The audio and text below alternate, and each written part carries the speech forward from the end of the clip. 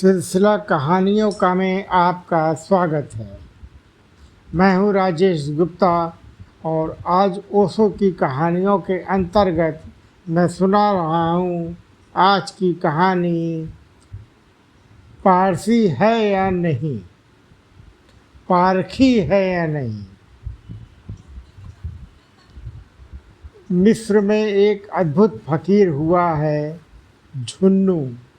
एक युवक ने आकर उससे पूछा, मैं भी सत्संग का आकांक्षी हूँ, मुझे भी चरणों में जगह दें। झुन्नू ने उसकी तरफ देखा। दिखाई पड़ी होगी वही बुद्धू की कलछी वाली बात, जो दाल में रहकर भी उसका स्वाद नहीं ले पाती। उसने कहा, तू एक काम कर, खीसे में से एक पत्थर निकाल और कहा, जा बाजार में सब्जी मंडी में चला जा और दुकानदारों से पूछना कि इसके कितने दाम मिल सकते हैं। वह भागा हुआ गया। उसने जाकर सब्जियों बेचने वालों लोगों से पूछा।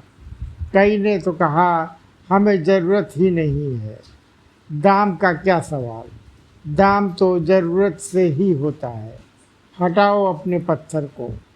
पर किसी ने कहा कि ठीक है, सब्जी तौलने के काम आ जाएगा, तो 2 रुपए ले लो, चाहे 4 पैसे ले लो, 2 पैसे ले लो।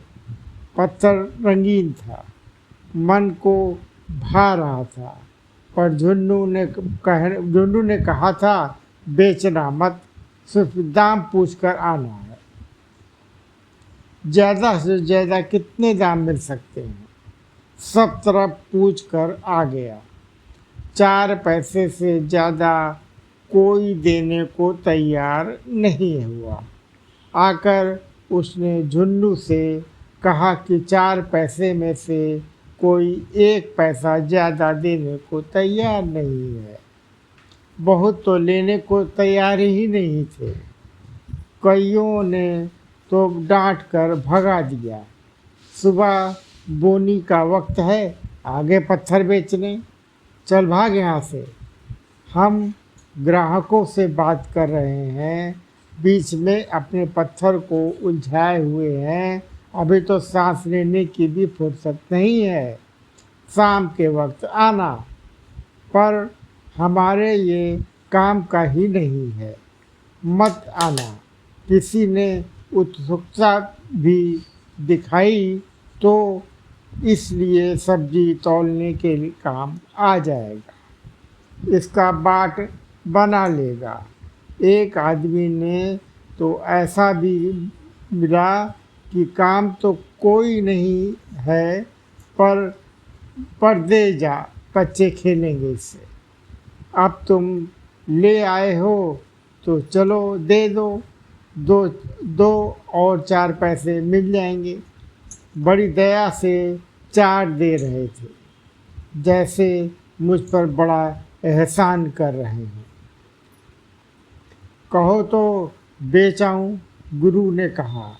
अब तू ऐसा कर, सोने चांदी वाली बाजार में जा और वहाँ जाकर पूछा, लेकिन बेचना नहीं, सिर्फ दाम ही पूछ कर आना है, चाहे कोई कितने ही दाम क्यों न लगाए, क्योंकि यह पत्थर मेरा नहीं है, यह मेरे पास किसी की अमानत है, इसलिए मैं तुझे दिए देता हूँ।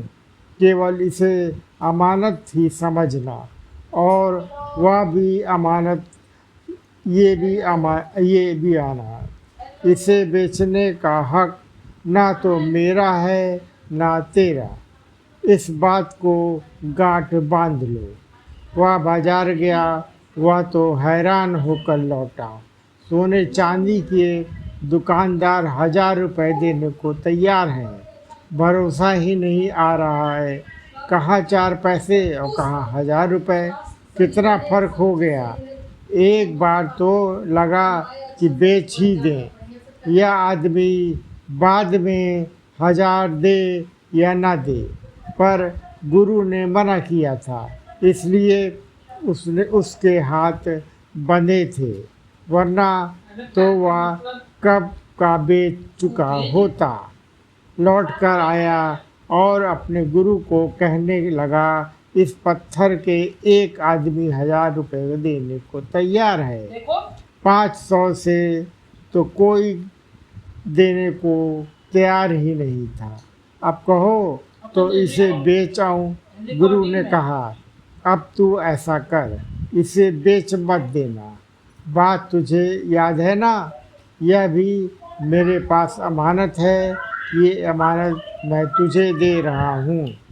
अब तू जा, हीरे जवाहरात जहाँ बिकते हैं, जौहरी और पारखी जहाँ हैं, वहाँ ले जा, लेकिन बेचना नहीं, चाहे कोई कितनी भी कितना कीमत क्यों न लगाए। तेरे मन में कितना ही उत्साह और लालच आ जाए, बस मोल भाव करना है, कीमत पता करनी है, कितने का बिक सकता है। वह गया और भी चौके चकित रह गया। वहाँ तो 10 लाख रुपए तक देने को तैयार है इस पत्थर के। वह तो पागल ही हो गया, उसे लगा ही नहीं कि मैं सपना देख तो नहीं रहा हूँ। कहाँ 2 पैसे, 4 पैसे और कहाँ 1000 और कहाँ लाखों। इस बार उससे नहीं जा रहा था। मन कर रहा था इससे सुनहरा मौका फिर नहीं आएगा, इसे बेच ही दे। जल्दी जल्दी लौटकर अपने गुरु के पास आया और गुरु ने उसका चेहरा देखते ही कहा, पत्थर कहाँ है, पहले उसे दो। और पत्थर दे दिया। फिर पूछा, सब ठीक है, समझा दो। पत्थर तुझे दिया था, उसकी कीमत देखी, अब अपनी और देख। सत्य का तू आकांक्षी है, इतने से ही सत्य नहीं मिलता। पारखी भी नहीं या नहीं है तो हम सत्य देंगे, और तू 2 पैसे दाम बताएगा, शायद 2 पैसे का भी नहीं होगा। पारखी होना जरूरी है, पहले पारखी होकर आ।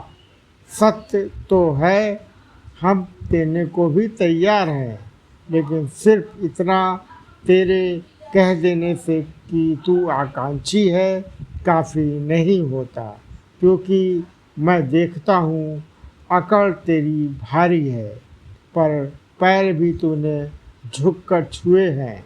शरीर तो झुका है, तू नहीं झुका। तू छू लिए हैं उपचार बस, छूने चाहिए इसलिए, और लोग भी छू रहे हैं इसलिए। झुकना है तो तुझे नहीं आता, झुकना ही तुझे नहीं आता।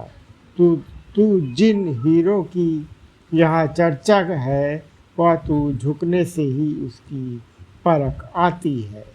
तो पहला झुकना सीख कर आ। तो पहले झुकना सीख कर आ। तो आज की कहानी यही समाप्त होती है। धन्यवाद।